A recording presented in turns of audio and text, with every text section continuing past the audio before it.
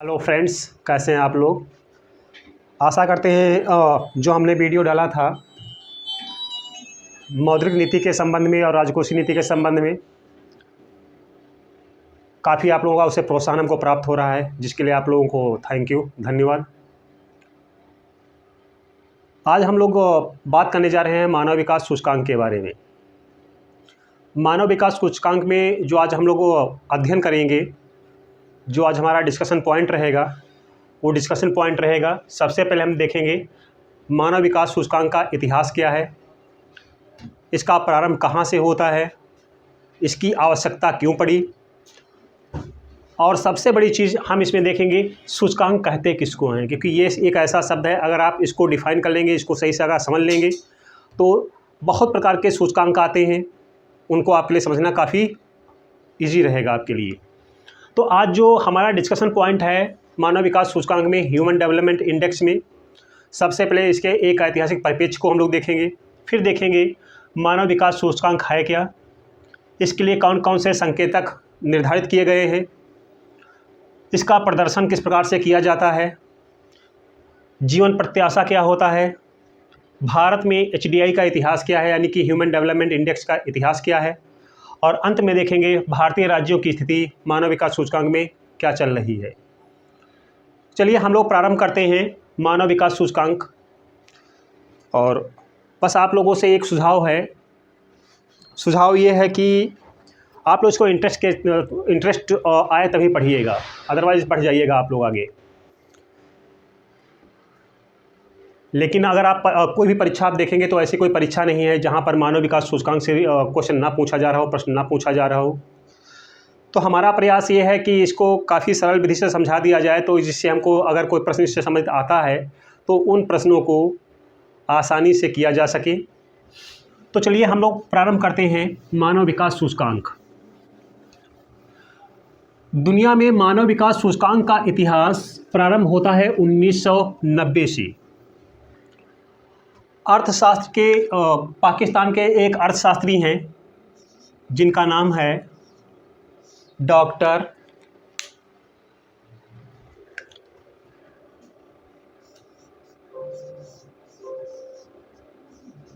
महबूब ul Haq.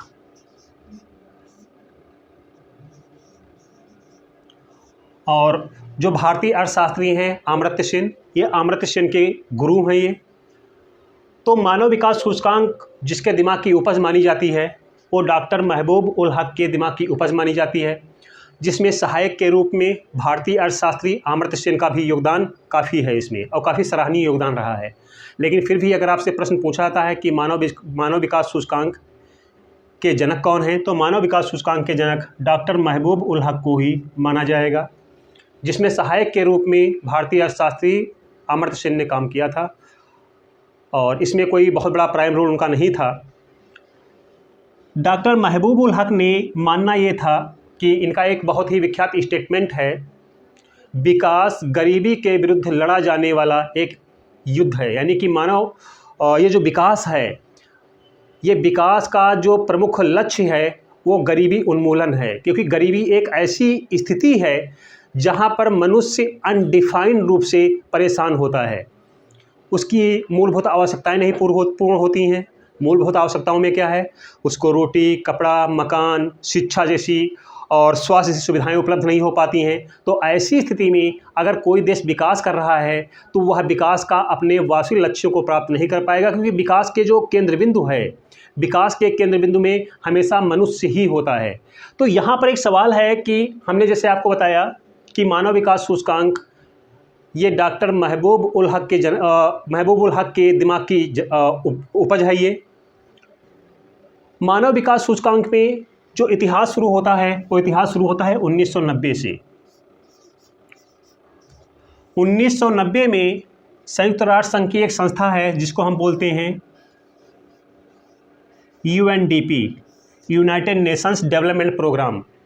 UNDP के द्वारा 1990 में सबसे पहले मानव विकास सूचकांक जारी किया गया। तब से लेकर के अब तक प्रतिवर्ष मानव विकास सूचकांक का प्रकाशन UNDP के द्वारा ही किया जा रहा है। भारत में मानव विकास सूचकांक का इतिहास शुरू होता है 1995 से। भारत सरकार से पूर्व मध्य प्रदेश 1995 में मानव विकास सूचकांक जारी करने वाला भारत का प्रथम राज्य था। यानी कि भारत सरकार से पहले ही मध्य प्रदेश ने अपना मानव विकास सूचकांक जारी कर दिया था। इस प्रकार से मध्य प्रदेश मानव विकास सूचकांक जारी करने वाला भारत का प्रथम राज्य बना। तत्पश्चात सन 2002 में भारत सरकार ने अपना स्वतंत्र मानव विकास सूचकांक जारी किया। अब इसमें राज्यों का मानव विकास सूचकांक, भारत का मानव विकास सूचकांक और यूएनडीपी के मानव विकास सूचकांक में अंतर क्या है, फिर इसके हम संकेतों की बात करेंगे। अब देखिए, जो आपका यूएनडीपी मानव विकास सूचकांक जारी करता है, इसमें कुल 189 देशों को सम्मिलित किया जाता है, यानी कि 189 देशों को इसमें सम्मिलित किया गया है। तो यूएनडीपी के द्वारा विश्व में देशों की स्थिति बताई जाती है कि मानव विकास सूचकांक में दुनिया के देशों की स्थिति क्या चल रही है। इसके बाद में भारत सरकार के द्वारा जो मानव विकास सूचकांक जारी किया जाता है, इसमें भारतीय राज्यों के मानव विकास के प्रदर्शन का उल्लेख किया जाता है।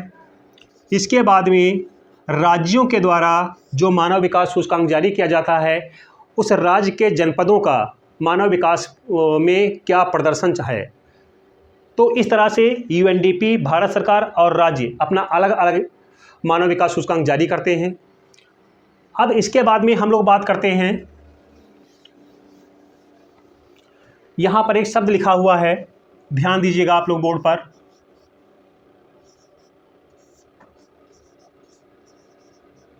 मानव विकास सूचकांक। तो यहाँ पर विकास का किसका? विकास मनुष्य का। मनुष्य का विकास। अब प्रश्न ये पैदा होता है कि मनुष्य के विकास को माना कैसे जाए, कैसे इसको मापा जाए। हम ये कहें कि मनुष्य का विकास कैसे हो रहा है, हम इसको क्या इसका आधार बनाएं। तो इन्हीं जो मानव का जो विकास है, मानव का विकास 3 तत्वों पर निर्भर करता है। पहला है, जो सबसे प्रमुख होता है, वो होता है साक्षरता। तो मानव विकास सूचकांक में जो पहला जो संकेतक है, वो साक्षरता को लिया गया है। दूसरा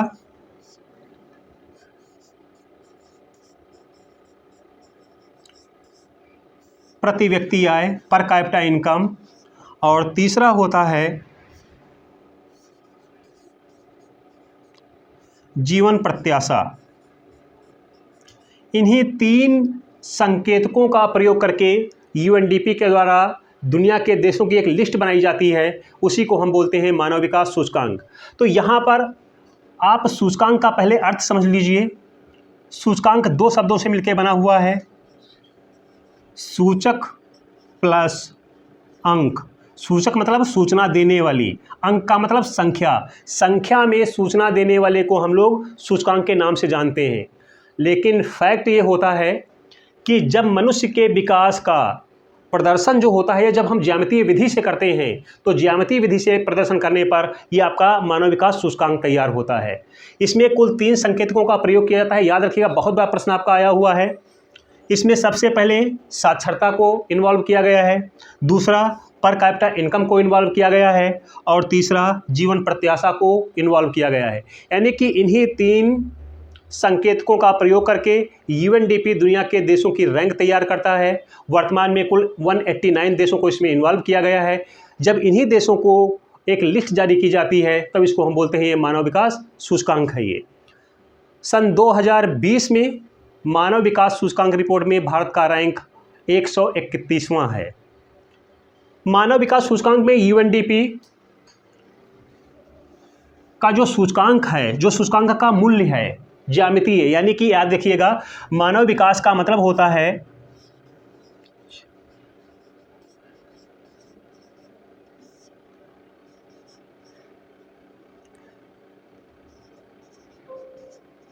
ज्यामितीय प्रदर्शन। यानी कि मानव विकास का जो ज्यामितीय आपका जो एक कर्व बनता है, जो एक ग्राफ बनता है, जो एक आपका वक्र बनता है, उसी को हम बोलते हैं मानव विकास सूचकांक। तो मानव विकास सूचकांक क्या है? मानव के विकास का ज्यामितीय प्रदर्शन होता है। जैसे आपने देखा होगा इस तरह से खंभा बना होता है इसमें, ठीक है, इस तरह से खंभे बने होते हैं। तो यह जो सबसे ऊंचे होता है सबसे अच्छी स्थिति में होता है, इस तरह से इसका मान घटता चला जाता है। जो सबसे नीचे होता है उसकी मानव विकास सूचकांक में स्थिति ज़्यादा खराब होती है। तो इसमें सबसे पहले साक्षरता जो मानव विकास के लिए सबसे महत्वपूर्ण मानी गई है, दूसरी प्रति व्यक्ति आय, और तीसरी है आपकी जीवन प्रत्याशा। तो सवाल है कि जीवन प्रत्याशा कहते किसको हैं?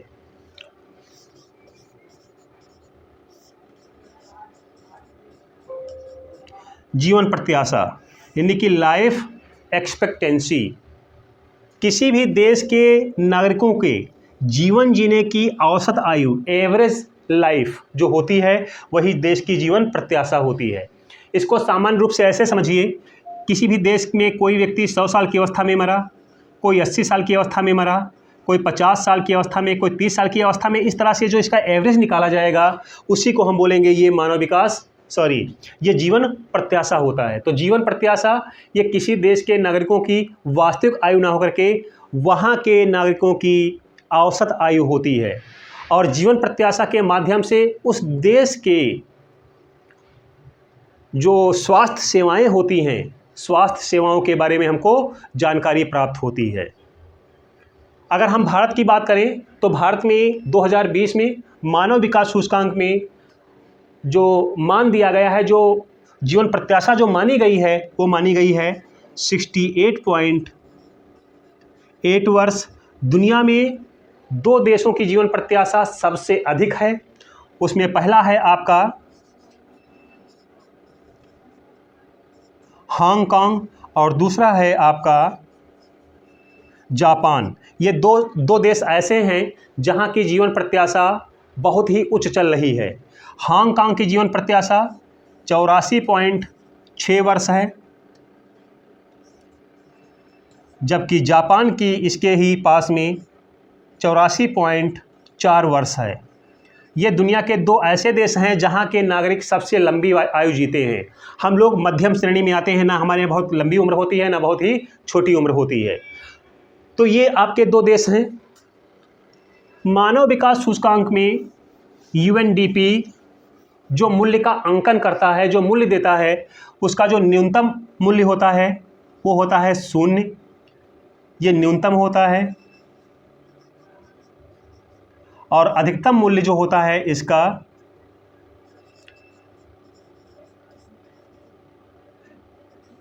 1 होता है। आप इसको इस तरह से समझिएगा, जैसे मान लेते हैं यहाँ पर हमने एक ग्राफ बनाया, एक लाइन आपको खींच दिया, यहाँ पर 1 लिखा हुआ है और नीचे 0 लिखा हुआ है, और इसके बीच में जो होगा ये पॉइंट